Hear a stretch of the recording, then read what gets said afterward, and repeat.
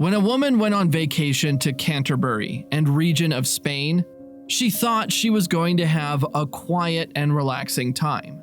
Unfortunately, she got into difficulties while crossing a river and almost drowned. She cried for help, and that's when a mighty wild bear showed up and did something both shocking and unexpected. Wild animals and humans have coexisted for millions of years. Humans started to settle in places around the world, bold, flourish and grow, and the wild animals resigned at the loss of their natural habitat. If a human crossed paths with a wild animal, it could end disastrously. But most of the time, each kept their distance and managed to live side by side in relative peace. Even though certain animal species are still incredibly dangerous to humans, we've stepped up to the plate in order to protect and preserve them. In fact, there have been many cases where poor animals in need have been forced to approach humans in order to ask for help or assistance. And more often than not, humans have come to their rescue. But what if the shoe was on the other foot, and humans were the ones asking the animals for help? Would they repay our kindness, or would their wild instincts kick in, with them not only not helping us, but making things worse? Well, that's the exact issue that a woman named Maria Carmen faced while on vacation in Canterbury in Spain. She had always wanted to visit the beautiful area and dreamed of camping in the luscious green forests, strolling along the beautiful golden beaches and swimming in the clear blue rivers, streams, and seas.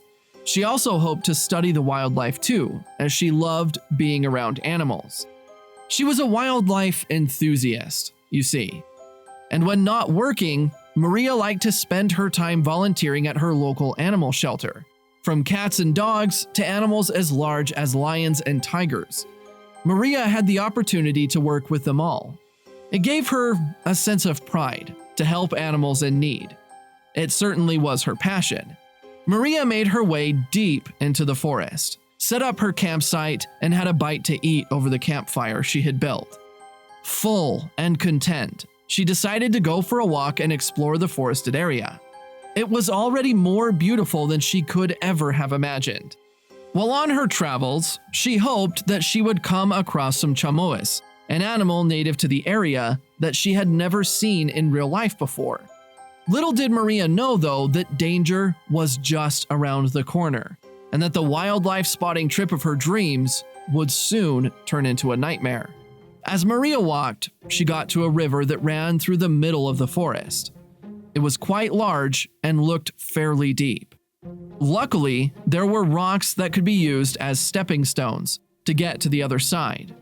Now, while Maria could have tackled this crossing with ease during her youth, her age was now catching up to her, and she would not find leaving between the rocks so easy.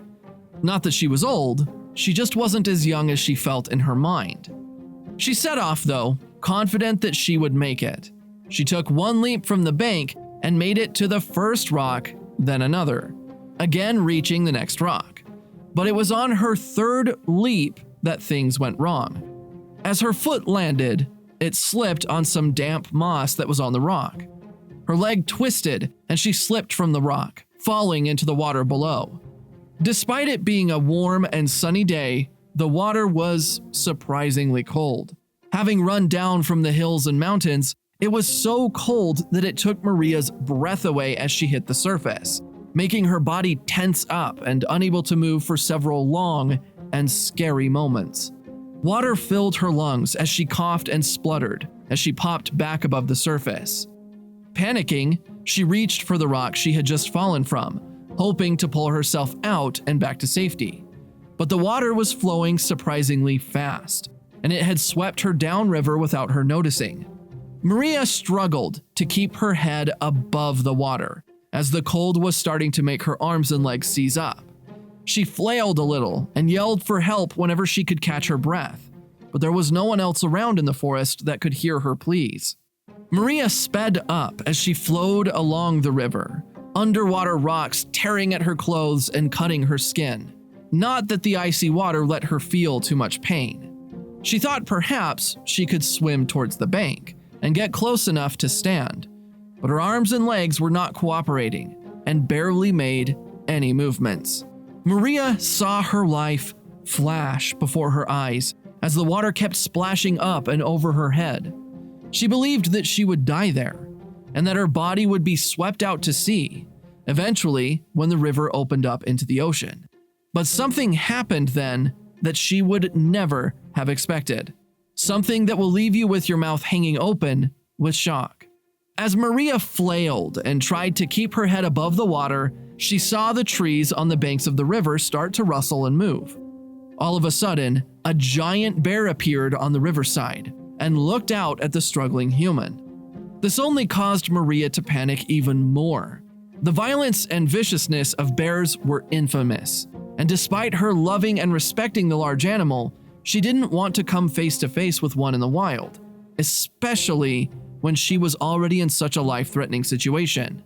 There were around 300 grizzly bears that lived in the Canterbury region of Spain. They are powerful and mighty predators that are the top of the food chain, and as such, they have nothing to fear. Their teeth are gigantic, and their claws can make short work of anything they are hunting. But despite that, they mainly just eat nuts, berries, fruits, leaves, and roots. When they were in a good mood, grizzly bears were surprisingly gentle, but when they were in a bad mood, they were deadly. If Maria had had the strength, she would have shouted at the bear in order to try and frighten it and make it flee back into the forest. She had once encountered a grizzly bear before, and she remembered how shocked she was by the sheer size of it. It had to be tranquilized in order for the animal shelter to treat its cut and infected paw. As it lay unconscious, Maria had put her hand up against the poor animal and marveled at how small and insignificant she was compared to the bear. They were truly huge and magnificent predators, and ones not to be trifled with. But the bear had heard Maria's desperate cries and came to investigate. It stood for a long moment, just watching before wading into the water and quickly swimming towards the drowning woman. Maria didn't have the strength to swim away or fight back, and she swallowed more and more water, falling in and out of consciousness. She felt the bear next to her, grabbing her body, pulling her. She held on to its long, wet fur, hoping to pull herself upwards, but she was too weak. Maria then blacked out completely. When she awoke, she found herself lying on the banks of the river. She was soaked to the bone and absolutely freezing, but the sun felt warm on her face. Maria coughed heavily, and lots of water came out. That's when she caught sight of the bear only a few meters away. It sat looking at her, inquisitive, as if checking that the human was okay. At first, Maria was once again struck by fear, but she came to suddenly realize the bear was not there to hurt her.